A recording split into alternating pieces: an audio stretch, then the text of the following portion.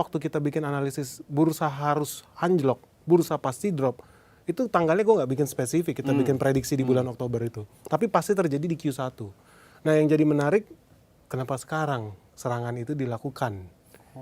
Itu seksi. Itu seksi gitu. Kenapa harus akhir Januari? Kenapa nggak pas Valentine 14 Februari misalkan? Tapi kalau dari kacamata Mas Benny, kalau kita lihat kenapa Q1, kenapa tuh sebetulnya?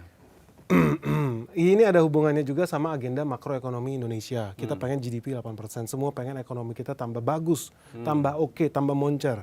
Tapi itu semua nggak bisa terjadi kalau seandainya kita nggak bisa kontrol kita punya bank sentral. Bank sentral kita tidak dikontrol sama negara kita sendiri. Gitu. Sejak tahun 1998 itu udah dikasih kewenangan itu kepada yang maha kuasa.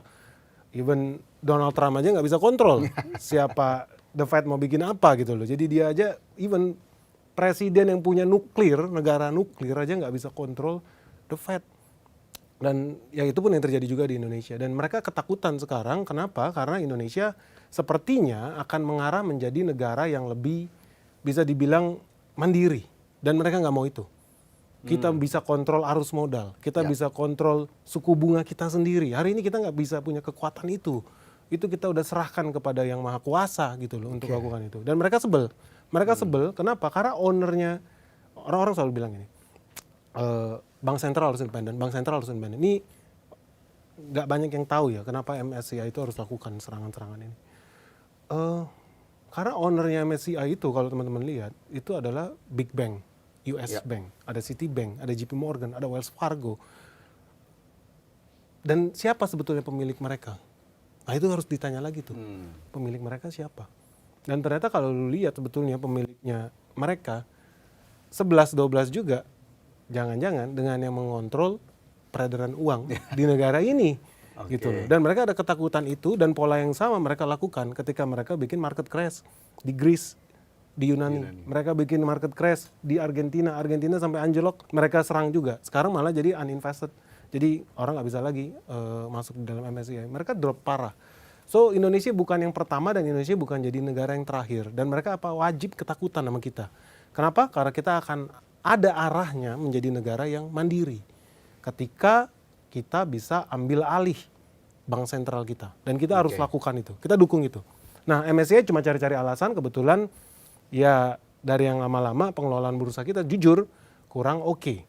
Karena banyak emiten-emiten yang menurut saya nggak lolos, harusnya ini nggak lolos IPO nih, nggak layak IPO, tapi jebol-jebol aja nih, tiba-tiba delisting, tiba-tiba udah gocap gitu. Itu kita belum ngomongin yang free float ya, Mas. Kita belum ngomong free float. Ini masih ngomong landasan dasarnya nih. Kenapa wajib crash gitu? Dan mereka akan lakukan aksi balas dendam ketika Indonesia menyerang karyawan-karyawan mereka yang ada di sini. Secara makro yang mengontrol peredaran uang di sini. Kenapa? Karena begitu kita punya kekuasaan terhadap peredaran uang di Indonesia, kita turunin suku bunga. Apa yang terjadi? Quantitative easing gaya Indonesia. Orang jadi punya duit, orang bisa kredit ke bank, orang bisa bikin usaha baru, bisa buka cabang, bikin pabrik baru, serap tenaga kerja, pengangguran berkurang. Indonesia happy? Iya. Mereka happy? Enggak. Karena suku bunga makin kecil. Tapi kalau suku bunga makin rendah, yakin dan percayalah, bursa efek meroket to the moon. Udah pasti. Nah, itu yang nggak mau mereka lakukan. Kenapa mereka nggak bisa lakukan? Makanya kalau kita lihat pertumbuhan ekonomi kita stunting. Negara kayak kita harusnya bisa 8%, 9%, seharusnya bisa. Teman-teman bisa imagine kalau pertumbuhan ekonomi kita bahkan 10%. Bursa efek kita 20.000 kecil. Makanya saya sangat optimis. Walaupun gue yakin kita market crash dari bulan Oktober dan jadi kenyataan. Gue orang yang paling optimis dibanding Purbaya sekalipun. Purbaya bilang 9.000. Kegampangan. 10.000. Yakin gue. Yakin. Syaratnya apa? Ekonomi kita harus tumbuh 8%. Nah kalau mau ekonomi tumbuh 8%, ya kita harus kontrol, kita punya bank sentral, harus berani ambil itu kembali gitu loh. So ini jadi normal, normal aja. Normal aja dan sebetulnya kalau kita gali lagi agenda di belakang MSCI ya, pasti ada lah ya, pasti cukup banyak ya. Ada kepentingan geopolitik di situ. Yang tidak muncul ke permukaan. Betul. Gitu ya. Tapi pakai casing seolah-olah lu melanggar pasal A, pasal B, transparansi, free float, itu lucu-lucu lah. Memang perlu ada itu. Ya, even pun Amerika ketika ngebom Irak ada aja alasan lu punya senjata nuklir pasti cari kagak ada gitu. Nah ini menarik nih, tapi kalau kita lihat di balik agenda itu sebetulnya MSCI yang akhirnya sudah mengumumkan hal itu begitu ya kan, investor global ya mau nggak mau begitu ya MSCI sebagai salah satu acuannya lah atau patokannya. Tapi kalau kita ngelihat dampaknya ke saham-saham Indonesia sendiri gimana nih Mas Ben? Karena kita tahu ya net sale-nya juga sudah cukup besar. Kan kalau pembekuan dilakukan akhirnya tipis sekali, kecil sekali kemungkinan untuk saham-saham di Indonesia untuk masuk lagi nih di indeks MSCI. Betul. Jadi gini, gua sangat setuju dan sangat happy dengan yang dilakukan MSCI. Even kita nggak suka sama agenda-agenda di belakangnya, the invisible hand itu, tapi gua sangat seneng karena ini bisa jadi momen buat kita mereformasi manajemen bursa kita. Manajemen OJK wajib dirubah total, jadi lebih bagus. Jadi ini momentum yang pas lah buat lakukan itu ya. Dan soal crash ini, kita itu udah bikin hitung-hitungan ketika crash ini akan ada 2. Tahap pertama itu outflow asing itu artinya sekitar 39 triliun. Tahap kedua bulan Mei kalau kita nggak bisa memenuhi PR yang mereka kasih, itu harusnya sekitar 131 triliun outflow asing. Hari ini outflow asing itu masih di bawah 10 triliun. Jadi paket pertama nih tahap 1 masih panjang ini, masih ada bisa peluang buat check out sampai 30-an triliun itu. Jadi semua masih berjalan sesuai dengan skenario. Nah, yang kembali ke indeks di Indonesia. Jadi udah pasti pun mereka akan bete. Kalau kita kan happy ya karena kita udah antisipasi ini. Tapi dari sudut pandang oligarki lah kita bisa bilang, oligarki tertentu lah yang terbiasa mungkin menikmati permainan seperti ini gitu loh, ngadalin duit orang bule, ya mereka bakal siap-siap lu akan kena revisi. Tapi gue yakin pun sebetulnya MSCI tahu, selama ini pun mereka tahu gitu, nggak mungkin lah, kita aja pun tahu gitu kan, ini bukan free float yang normal, karena ya bukan rahasia umum lah kayak di Indonesia itu orang bisa beli saham pakai proxy. Ngaku-ngaku gue cuma punya 4% padahal dia ada titip di sini 6%, titip di sini 9%. Kalau ditotalin sebetulnya dia juga yang dia juga sebetulnya. Jadi realnya sebenarnya free floatnya mungkin cuma 5%, 7% public. Artinya kan jauh lebih gampang untuk memanipulasi itu. Kita berulang kali ngasih contoh, ada perusahaan misalkan cuman valuasinya 100M misalkan. Cara paling gampang dia naikin valuasinya ke 200M, dia tinggal bikin aja IPO. Aku ngaku-ngaku TBK, katakan semua saham udah dibagi ke publik. Padahal realitanya mungkin publik cuma pegang 5%. 5% dari 100M itu kan cuma 5M. Kalau dia pengen bikin valuasi perusahaan dia jadi 200 miliar, dia cuma cukup modal 5M. 5M ini kali 2 langsung jadi 10M. Artinya market cap dia dari 100M jadi 200M. Simple. Kalau dia pengen bikin, gue pengen modal gue 100M tapi gue pengen jadi 1 triliun, gue pengen jadi triliuner. Taruh aja buang 5M yang tadi. Jadi gimana? Gue cuma tambahin lagi nih dari 5M tinggal kali 20. Modal gue sebenarnya nggak perlu ribuan triliun. Karena 5%, ini bayangin kalau 5%, kalau free flow-nya 1%. Berarti modal dia makin kecil lagi ya. Begitu naik ini barang, modal dia cuman tadi 5M aja udah bisa naik kali 2. Apa yang dia lakukan? Saham, valuasi gue udah jadi 200M, padahal aslinya cuma 100M. Bikin jadi 1 triliun deh. Modal gue mungkin nggak nyampe 100M. Begitu naik di atas, apa yang dia lakukan? Banyak. Dia bisa lakukan option. Dia bisa melakukan segala macam. Lu orang obligasi tahu lah dia bisa bikin bond dengan valuasi ini sebagai kolateralnya saham dia yang ribuan triliun itu. Dengan modal yang kecil banget. Dengan modal yang cuma 100M itu gitu loh. Literally itu yang terjadi dan MSCI nggak bodoh gitu, dia tahu. Dan ya harus siap-siap teman-teman bakal makin minus tuh kalau lu pegang saham-saham yang secara fundamental sebetulnya dipertanyakan lah, apalagi ada perusahaan PR-nya 400 gitu. Artinya lu beli sahamnya butuh waktu 400 tahun balik modal. Jauh lebih mahal dibanding Nvidia. Aneh, nggak logis. Berarti tapi kalau kita lihat salah satunya free float tadi yang sebetulnya beneficial owner-nya dia lagi.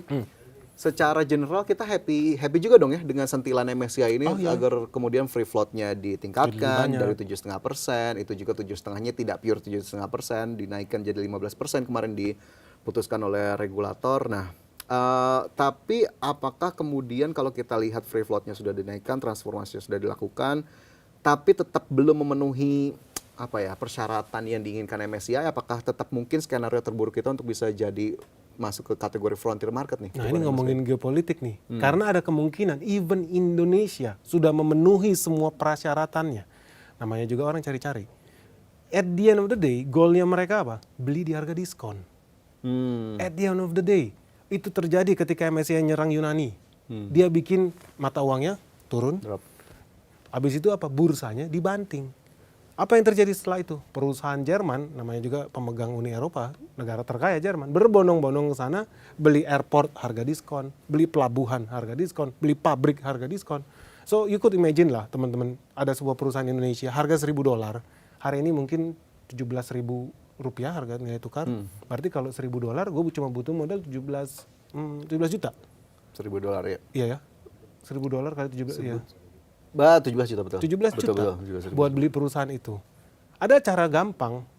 Dolarnya gue banting. $1 tadinya cuma 17.000, dia bikin $1 kali 2 lah 34.000. Artinya dolarnya tetap sama, tapi dia mau beli perusahaan senilai 17 juta. Modalnya diskon 50% karena mata uangnya dilemahin. Lebih enak lagi, udah mata uangnya dilemahin, harga sahamnya dibanting. Jadi diskon 2 kali. Combo attack-nya ya. Combo bro. Dolarnya dibanting, rupiahnya dibanting dalam konteks Indonesia, and then sahamnya dibanting. Jadi lu bisa beli perusahaan 10% mungkin dari harga realnya, dan itu yang dilakukan ke Indonesia. Ini udah jelas agenda yang standar dilakukan sama orang suka bilang elit global. Kalau gue suka bilangnya invisible hand. Invisible hand, oke lah. Yang sebetulnya the real owner of bank sentral di seluruh dunia. Jadi kalau saya ambillah dari Mas Ben, no guarantee bahwa apapun prasyarat yang sudah kita penuhi, ujung-ujungnya juga akan diterima juga oleh mereka, karena pasti ataupun mungkin ada cara lain lagi gitu ya untuk nyerang pasar saham kita gitu ya. Betul, karena udah ada buktinya ketika Argentina diserang sama MSCI, ketika Greece diserang sama MSCI, mereka memenuhi kok apa yang diminta sama MSCI. Oke. Tapi tetap dikerjain. Berarti siap-siap lagi kita nih ya, bukan berarti badainya udah lewat, meskipun nanti di Mei kita lihat lagi keputusannya gimana, tapi ya setidaknya udah ada catatan alarm lah. Mungkin Mas Benny juga termasuk mengingatkan nih ke teman-teman begitu ya di rumah untuk kemudian lihat lagi bahwa sebetulnya apa yang dilakukan MSCI, kita juga tetap terus berbenah. Ya kita harapkan sih tetap bisa memenuhi persyaratan, meskipun hal-hal lainnya juga tetap harus jadi catatan. Nah, tapi kalau kita lihat dari MSCI, tadi Mas Ben udah sempat ngejelasin banyak lah. Kan kemudian diikuti dengan mundurnya di Bursa Efek begitu ya, kemarin Pak Iman, kemudian juga Ketua Dewan Komisioner OJK, bahkan pengawas pasar modal, Wakil Ketua Dewan OJK juga mundur. Kalau ngelihat hal itu gimana sebetulnya, Mas Ben? Apakah kemudian momentumnya memang tepat? Dan sebetulnya harapannya apa nih? Jangan cuma mundur doang nih, atau harus ada to-do list-nya apa sebetulnya yang harus dilakukan oleh regulator kita? Jadi memang ini momentum yang bagus buat reformasi birokrasi secara total di sana. Jadi kita harus seneng. Kenapa? Karena jujur-jujuran ya. Kalau gue pribadi, kita udah lama di bursa. Kita sangat seneng itu kejadian. Dan untuk pertama kalinya akhirnya ada pejabat di Indonesia yang sadar diri.